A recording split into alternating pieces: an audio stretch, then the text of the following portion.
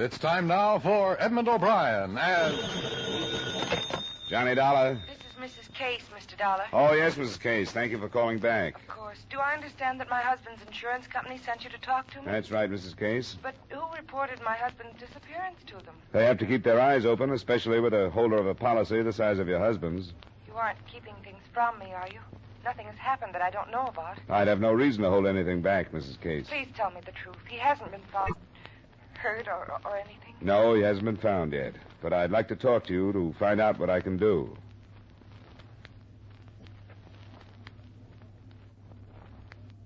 Edmund O'Brien in a transcribed adventure of the man with the action-packed expense account. America's fabulous freelance insurance investigator. Yours truly, Johnny Dollar.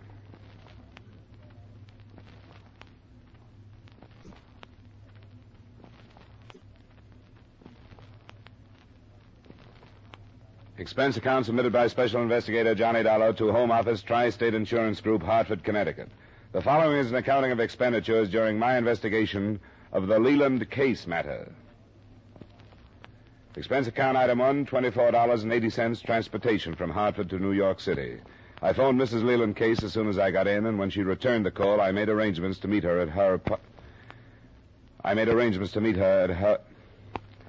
I phoned Mrs. Leland Case as soon as I got in, and when she returned the call, I made arrangements to meet her at her apartment. But before I went over, I checked in with Missing Persons Bureau to get what background they had.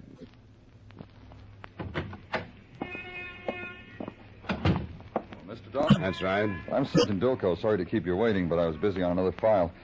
You're interested in one on Leland Case? That's the man, and I'd like to start from scratch. All I know about him is that he carries too much insurance to lead a peaceful life. That isn't a generality. Oh, what is it? I wondered if you knew. He was married before, and according to the scandal sheets, he thought his first wife tried to kill him. Something about sleeping pills and a fire, but there was no proof, so all he could do was make a public statement and divorce her. Oh, no, we didn't know that. When did this happen? About 5 years ago. Where is his first wife? I don't know, but I'll try to find out. Let us know. Here's what we have. Age 47, description, etc. Occupation, owner and manager of a statewide line of grocery stores known as Case Incorporated. Reported missing by Mrs. Leland Case day before yesterday. She said he'd been missing 2 days and knew of no reason why he should leave of his own volition.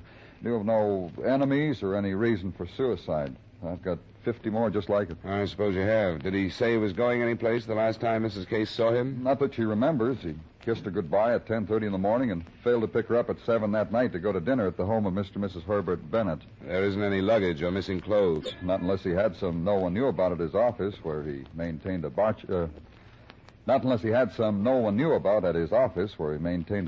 apartment. Oh, there's that. Yeah.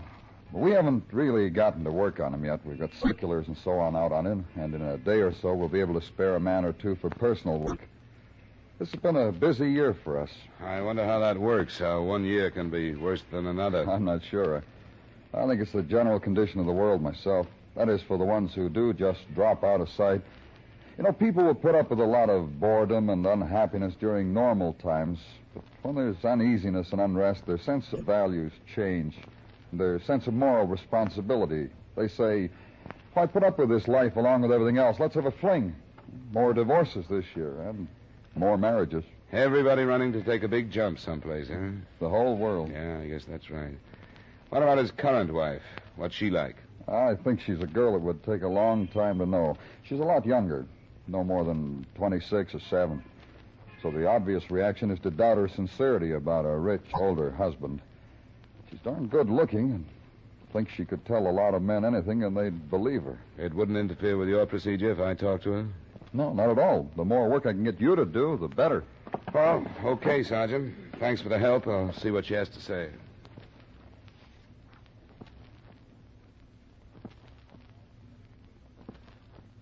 When I was admitted to the Case apartment, I understood what Sergeant Dolko meant. She was beautiful, and her outstanding feature was part of her personality, too. A pair of hazel eyes whose candid stare never left yours while you were talking to her. It was almost dark when I got there, and she led me to an end of the living room where a big window looked out at the lights that were snapping on all over Manhattan. I know I should appreciate what the insurance company is doing, Mr. Dollar, but sometimes I'm almost afraid of what will come to light. What do you mean, Mrs. Case?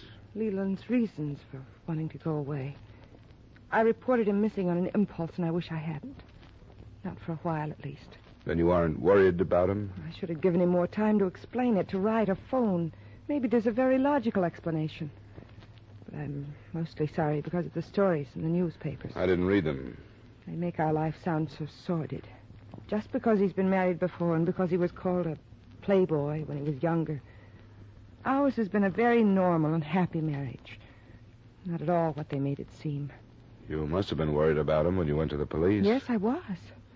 But I'm inclined to let my imagination get hold of me. Imagination about what? About his being in an accident or being taken ill or something like that. And when 2 days passed, I couldn't stand it anymore, and I called the police. Had you made any other inquiries? Called anyone else? Yes, I called our lawyer the next day. The day after he didn't meet you for dinner? Yes. Uh-huh. He told me he didn't have any idea why Leland should do a thing like that, but he said not to worry. Then when another day passed, I called him again, and he said the same thing. Not to worry, that he was sure everything was all right. What's his name, this lawyer? Paul Frater. How well do you know him? Personally, I mean. Oh, hardly at all. He's been here at the apartment a few times for parties, and I've talked to him on the phone, but that's all. What about your husband's other business associates? Did you know any of them? No, not well. I've only been married to Leland for a little over 2 years. But he's always said that he wanted our life separated from his business life. Yeah. I think I know what you mean. You wonder if Mr. Frater and the others would keep things from me if Leland wanted them to. Do you think they would? Yes, I do. I think Mr. Frater was. He kept telling me not to go to the police and that everything was all right. But then when I'd ask him how he knew, he wouldn't say. What did he say? That the publicity wouldn't be good. I did anyway, because I felt that I couldn't believe anybody.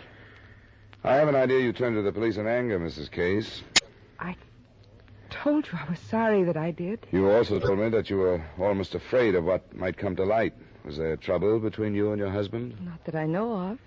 I mean, I love my husband, and if his feelings toward me changed, I wasn't aware of it. Yet you went to the police because you were angry. No. I was worried and confused. I didn't know what to do. Yes, I was angry because of the way Mr. Frater talked to me. I thought he was lying to me. But if I hadn't talked to him, I would have gone to the police anyway. I think any wife would. Yeah? Oh, I don't know what I thought. I wish I hadn't. And if there were a way to stop it, I would. Do you really want it stopped? No. He's been gone for 5 days, and I want to know where he is. I have a right to, haven't I? Sure. You think I'm cheap and mercenary, don't you? That I married him for his money, and I want to hang on to it. I didn't say that, Mrs. Case. You don't have to. Everybody thinks that. Maybe even Leland sometimes. Because I'm young and because of the way I look. I can tell by the way his men friends act around me and the way their wives look at me. Nobody believes I love him. And I wish I didn't. I wish I could turn into what people think I am. Well, I'll either see you again or I'll phone you tomorrow after I talk to Paul Frater.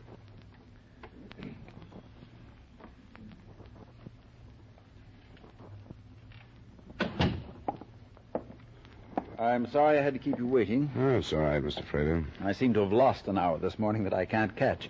Mr. Dollar, wasn't it? That's right. From Tri-State Insurance. Sit down. Thanks. How in the world did your company get caught up in this farce? Well, I think they have informers in the Bureau of Missing Persons. Missing persons. Rot. As if it isn't bad enough to have a suspicious, grasping wife dogging your every step, now the insurance company is tagging along. Well, that's the picture so far. You know where Mr. Case is? No. But if I did, I wouldn't tell you. All of us. All of his friends have been after him to get away from everything here in the city and take a complete rest. That's what you think he's doing. Of course it is. And you'd be doing the poor chap a favor if you'd leave him alone. His wife said that she phoned you and asked if you knew where he was, Mr. Frater. She didn't say that you told her anything about arrest. I didn't tell her because she's one of the things he's getting away from. When I do tell her the truth, it'll be in the form of divorce papers. She didn't mention any divorce either. She said they were happy. Yes, she would. The word happiness is just about the most indeterminate word you'll ever find if you take the trouble to analyze it. Ask 10 people what is necessary to the state of happiness, and you'll get 10 answers. In short, she may have been happy, but he wasn't. I take it you don't like her. I don't like leeches. Throughout his life, Leland Case has been the object of scheming women. When he was young, there were scheming mothers, and from then on the daughters, without prompting. He married the first time against our advice, and it ended in near tragedy. Then this brainless doll stalked him down, and he did it again. We told him from the beginning that she was a huntress. Well, it appears that he's finally come to his senses. Uh-huh. Who are the we you speak of? His friends, his business associates. And, though it's none of my business, do you base your thinking on the theory that the girl is too beautiful to be good, or is there something definite? How long have you known her, Mr. Dollar? I met her yesterday. Then you'll admit that we know her better. She's a cheap beauty contest type from upstate with a high school education. Okay. What else is he resting from? Work. He's been completely exhausted mentally for the past 8 months. He had to stop or he'd have collapsed. He's no figurehead, you know. He really heads that corporation. He carries more responsibility than a single mind is equipped to carry. Where would he go then, Mr. Frater? You must have an idea. Florida, the Caribbean, out west someplace. Where? I really have no idea, Mr. Dollar. I really don't. It must be quite a distance, or he would have read about his disappearance and at least phoned. Yes, that's true. Possibly even Europe. Well, the police are covering all the steamer and airlines. That stupid, spiteful woman, the police. Is there no way to stop this idiocy? If you as his lawyer don't know, and I don't. As long as his wife says he's missing, he is.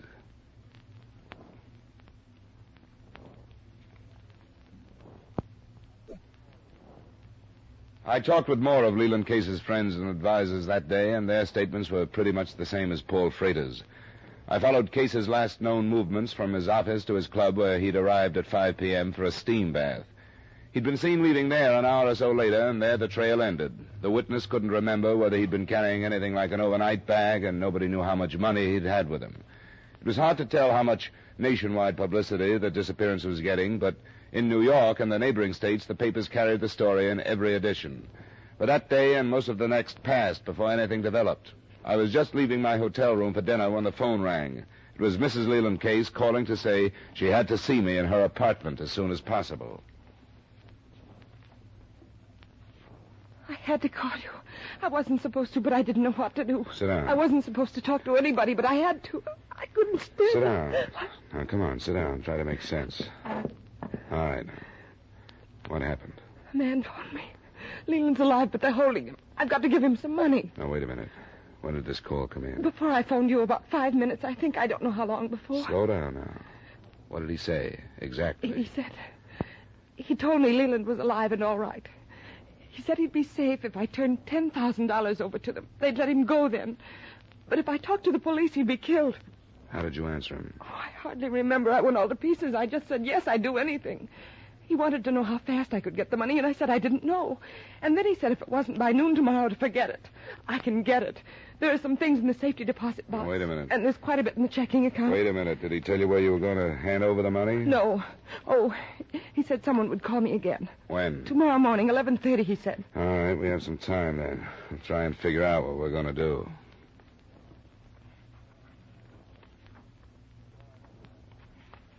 Before I left her that night, I felt I had convinced Mrs. Case on a few salient points. For one, that we'd be working at cross purposes with the police if we tried to make the contact without them and therefore be hand in hand with the criminals. For another, that if she were watched, as she probably would be, and acted as though she were raising the ransom, I could line up the police without any suspicion being cast on her. And finally, that by the record, kidnappers who received their extortion money according to their... Kidnappers who receive their extortion money according to their exact demands are the first ones to kill the kidnapped victim, since by that time he is the only evidence against them. I alerted Sergeant Dulco that night, and the next morning, while Mrs. Case was out getting what she could of the $10,000, I alerted Sergeant Dulco that night, and the next morning, while Mrs. Case was out getting what she could of the $10,000, I went to the apartment and waited for her.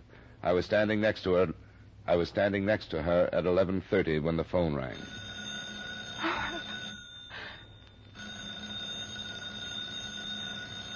Go ahead, I'll stand here. Go ahead, I'll stand here. Hold the receiver away from you. Take it right to line 15 in.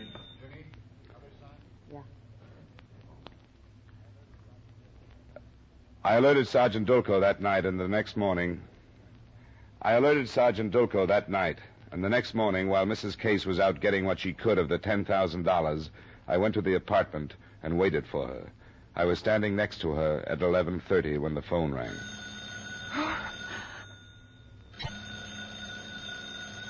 Go ahead. I'll stand here. Hold the receiver away from your ear. I want to get what I can.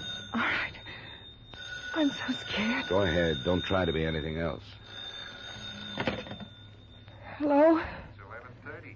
This is about your husband again. Did you raise the money? Not all of it, but it's over $8,000. We said 10. What about the rest? I couldn't do what you wanted me to be careful, and I couldn't get the rest without answering questions. You didn't give me much time. How much is it? I can give you $8,600. There's some way you can make up the difference? It's such a little bit more. I could sell some of my things if you'll give me more time. How much time? It would take another day. That's too long. We want to get out of this part of the country, so we'll give you a break. You get your man back. How is he? Is he all right? He's okay, and he'll stay that way. As long as you do what we say. I will. What do you want me to do? Okay. I'll tell you, and we'll get this over with right now. You know where they're fixing up that church on Park Avenue? Yes.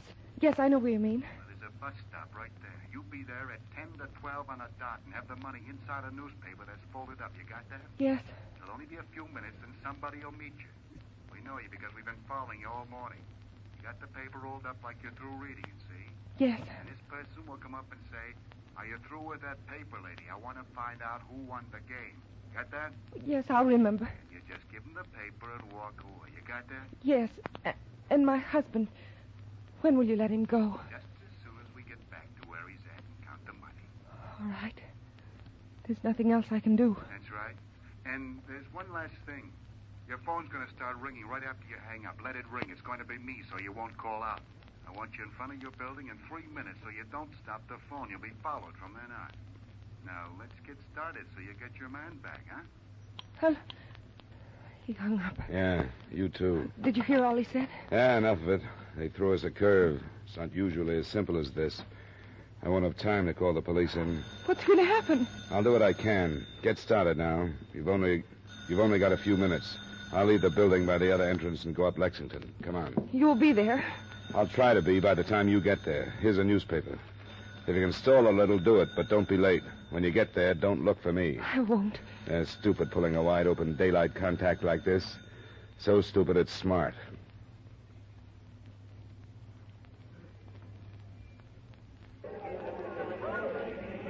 By the time I'd elbowed and pushed and run my way to the church corner, I was so winded I thought everybody on the street could hear me breathing. But I was there a little over a minute before I saw her picking her way through the crowd, face ashen gray and the folded newspaper held as though it was something alive and dangerous. When she stopped, I moved over as close to her as I dared, and I listened for the words she was waiting for. And finally, out of shopper's chatter of Macy's and Gimbel's and so on, they came. You through that paper, lady? I want to find out who won the game. What? Oh, yes. Yes, here. Hey, wait a minute. Huh? What do you want? Hey! Let go! Let go! Let me go!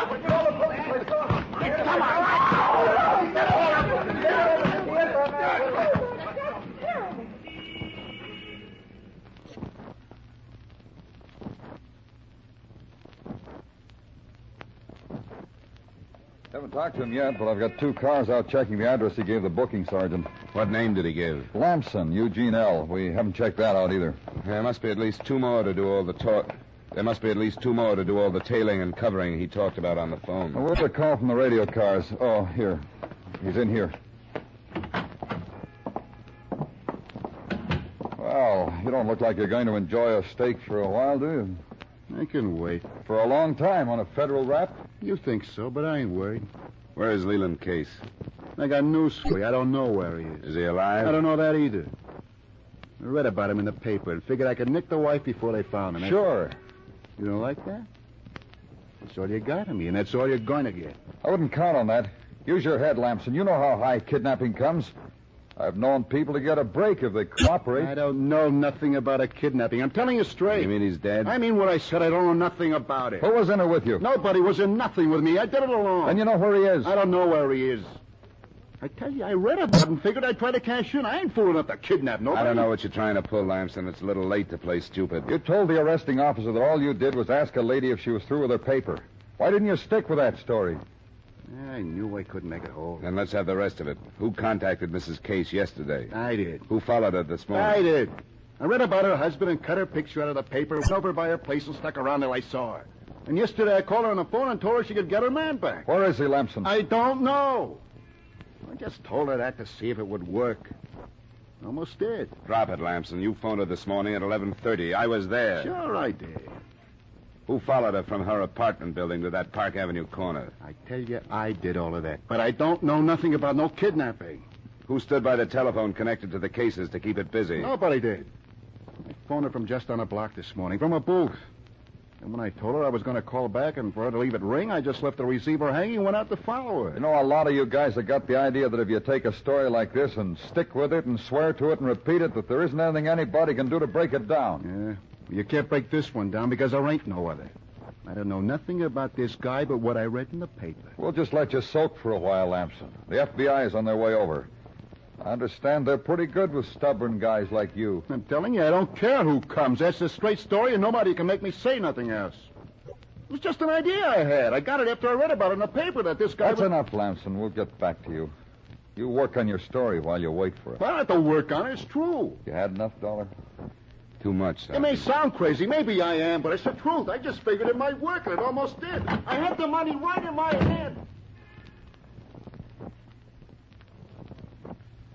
I think it was then that we began to feel that when and if we found Case, we'd find him dead. I don't know about the sergeant, but I began to feel responsible, as though he might have been killed because we'd picked up Lamson and the accomplices he wouldn't name had known that things had gone wrong. We waited in Dolko's office for the report from the radio cars investigating Lamson's address. When we got it, the picture was as blank as before. He'd moved into the place 2 weeks before, and nobody that was questioned knew where he'd come or... I think it was then that we began to feel that when and if we found Case, we'd find him dead. I don't know about the sergeant, but I began to feel responsible, as though he might have been killed because we'd picked up Lamson and the accomplices he wouldn't name had known that things had gone wrong. We waited in Dolko's office for the report from the radio cars investigating Lamson's address.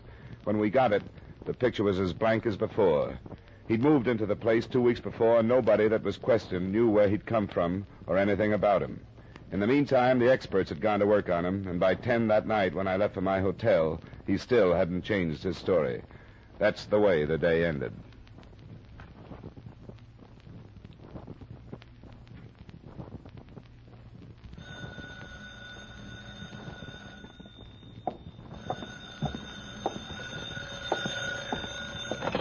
Johnny Dollar? Sergeant Dolko. Oh, yeah. Good morning, Sergeant. Anything new? There was a message on my desk when I got here to call a hospital up near White Plains. Huh? I talked to a doctor who says there's a patient up there that answers Case's description. What? It seems to be a semi-religious place of some kind in the country, sort of removed from reality.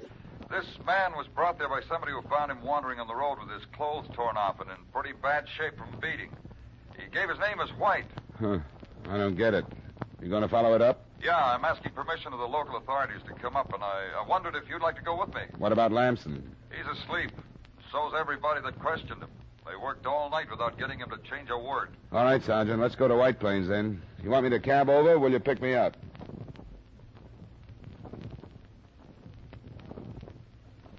The hospital, it seemed, practiced really basic charity. Nobody who came or was brought to the door was turned away.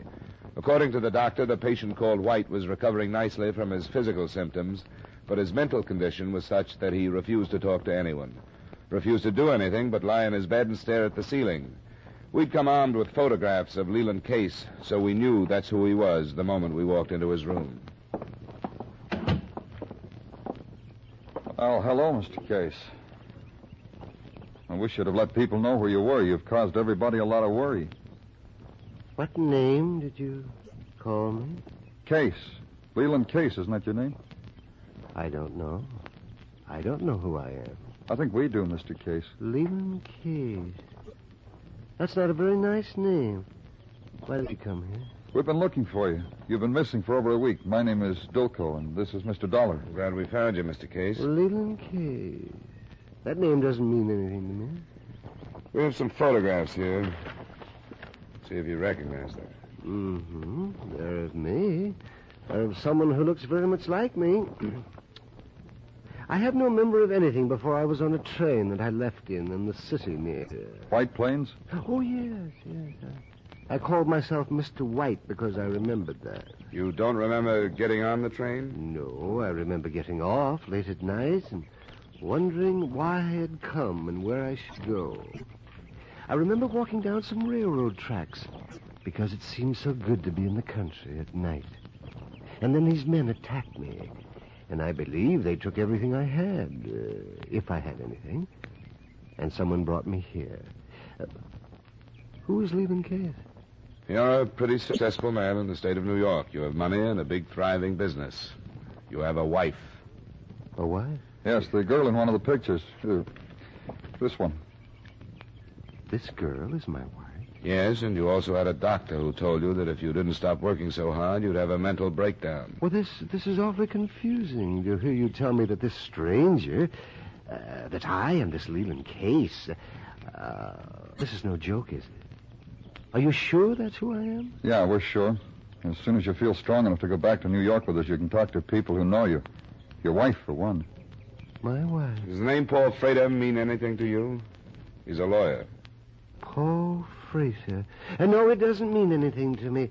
The doctor tells me I've recovered from my injuries. I wonder when he would let me go. He told us that if you felt like it, you could leave today. It would be good for you. Well, then, if my clothes are wearable, I think I'd like to try and get up. All the way back to New York, he asked questions about the Leland case. All the way back to New York, he asked questions about the Leland case he'd forgotten. When we got there, it was early evening, and by arrangement with Paul Frater... Paul Frater was waiting with Mrs. Case at the apartment. There were a few moments of strained silence while he looked at them with no show of recognition. And you tell me that this is my wife. Leland, darling. And Mr. Fraser. Why, I'm your attorney. You and I have been like father and son for years. Well, I'm sorry, Mr. Fraser. You don't remember? I'm afraid I don't. Leland, darling, I'll take care of you. I'll make you remember. What about the business? That'll snap him back. These gentlemen have told me about the business, this huge, complicated enterprise. Well, I can't believe that I, no matter what my name is, ever controlled anything as large as that. Well, you did, Leland. You're a genius in organization. A genius? Well, that sounds awfully dull. Leland, the company needs you. Mr. and Mrs. Case and Mr. Frater, I think the problem from here on is up to you. Sergeant Dulko and I are only in the way now. Well, we want to thank you for all that you've done. We're glad that it's turning out this way. Goodbye, all of you. Goodbye. Goodbye. Mr. Dollar. Thank you. Just so long as Mr. Case will be all right now. I think I will, Mr. Dollar. Yes, I really think I will.